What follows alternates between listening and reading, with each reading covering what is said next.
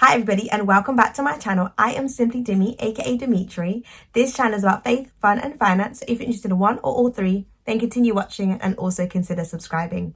So in today's video, we are going to be talking about how to budget. I'm sure this is a word that we have heard, but hopefully in this video, I'm going to be talking through 10 steps on how to actually go about doing a budget, okay? Not going to waste any time. Number one is, how much money are you making every single month? What is your ingoings? This could be from your salary. This could be from a side hustle. This could be from student finance. This could be from your parent, what your parents give you. Look, my hands are struggling.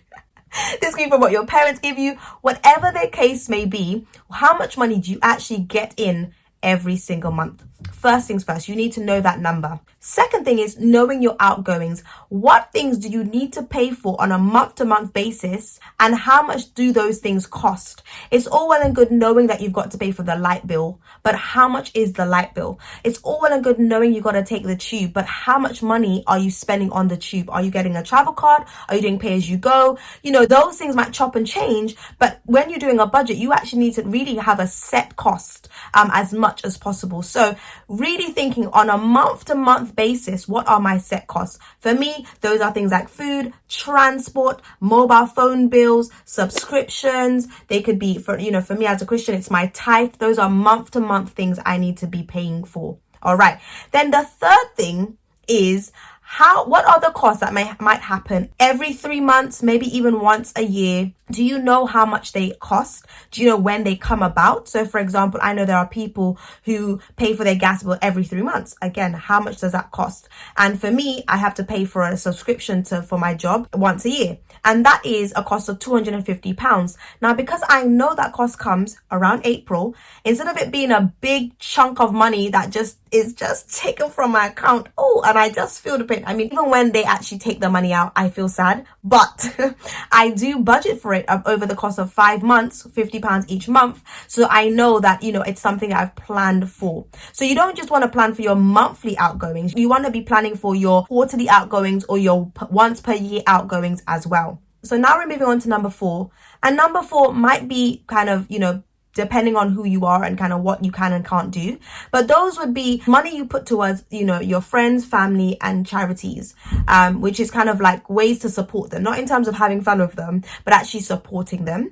And, it might be that you're supporting your family, but it's coming out of money that when they need help, you help them, but you haven't budgeted for it. And so you actually find yourself, in the red, or in your overdraft at the end of the month because you didn't think about those costs. And so really have a think and say, how much money would I like to give my family, my friends, or charity throughout the course of the month? Now, number 5 is you have your ingoings, you've looked at your outgoings. What is the balance? What is left? I have deliberately put that as a step in planning your budget because I think sometimes we don't want to be real with ourselves. We don't want to know what is left. You kind of, if you don't know, you can still buy the way you want to buy. You can still go to the hair shop and buy Cantu if you need to. I know the Cantu set, I washed my hair.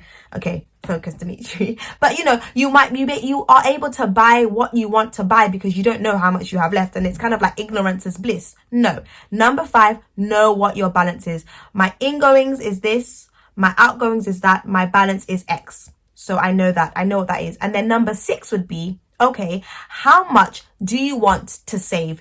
If, for example, let's say your balance is £500, how much are you going to save? Are you going to save half of that, £250 each month you're going to put in savings? Or are you going to be like, what, savings isn't really a priority right now. I want to save £100. But, even as I'm talking to you guys, I'm going to do a separate savings video because I think it's important to know that savings isn't necessarily just for a rainy day. It can be different things that you want to achieve throughout the course of the year or the next 5 years or whatever the case may be. So think about number 6, think about your savings. Now, number 7 is twofold. There's a part A and there's a part B. Part A is, have we budgeted miscellaneous? What are miscellaneous? Miscellaneous is the costs that come up that you were not expecting. Those pop-up things that just happen that you have to contribute towards. So for example, it might be that you had to go into central London a lot more than you'd planned to in the month of, June. And so you kind of use your miscellaneous money to pay for that because you weren't expecting it. So that's part A, budget for miscellaneous. And then part B of 7 is the fun. Okay. And I know you're like, it took 7 steps to get to the fun. But I'm not gonna lie to you, when you start budgeting and when you start being real with yourself and your finances, you kind of have to, not that you want to put fun last, but you want to make sure that the main things are set and they're done. And once you go from steps 1 to 7A, you know what, I can now budget for fun. I now know that there is, £50, £100, however much money it is, that I can spend, and I can spend and don't feel a kind of way about it. I can spend and have complete peace. Do you know what it is to enjoy, have enjoyment and have peace whilst you're enjoying? It is like enjoyment times enjoyment. It's a good thing. It's a good feeling, but you need to budget for that. Okay. So that's our 7 steps. Now, step 8 is review. Okay. All of this is quite hypothetical. But even as you kind of you've written down the numbers, review and see if you have to make any tweaks.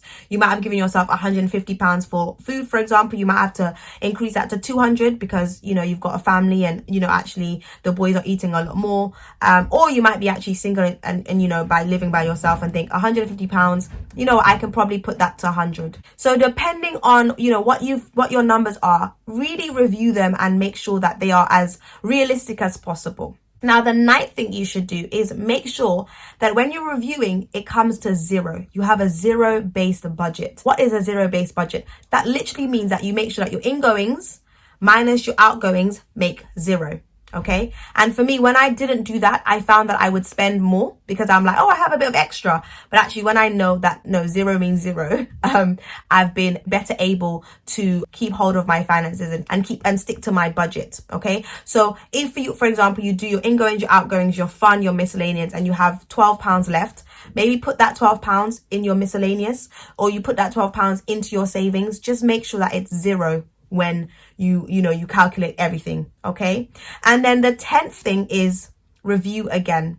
Review and review regularly. Budgets change. When I worked at my last job, I was earning one set of money. When I moved to my new job, I'm earning another set of money, and I had to adapt to my budget to be mindful of those changes. And so it's really important that you are reviewing your budget on a regular basis. I would say that once you have implemented your budget, what you should be doing is maybe, the first month review, get your bank statement, get your budget sheet and see, does it map out? And again, this might be, oh God, this is so long, this is so burdensome. But you know what? If you want to get real with your finances, you got to take these steps, okay? So you're like, oh, actually, okay, no, I actually spent more on food than I thought. Let me change it up. Oh, actually, I spent less on travel than I thought. Let me change it up. Let me tweak my budget so it's an accurate representation of what I spend and also what I earn. Hopefully, if you have a side hustle, you might say, actually, I'm earning, I put £200, but really my side hustle gives me a minimum of £300 per month. Adapt for that as well. Okay. And then once you've got a set budget, you might want to, be reviewing maybe more on a every 3 months, a quarterly, or maybe every 6 months. You decide. But I hope that this video has been helpful. I know, 10 steps initially sound quite like they sound a lot, but I wanted to give you guys, go through the nitty gritty so you really know kind of the best way. Well, what I found to be the best way in approaching our budget. And there are different bits like, the savings that can be further explored.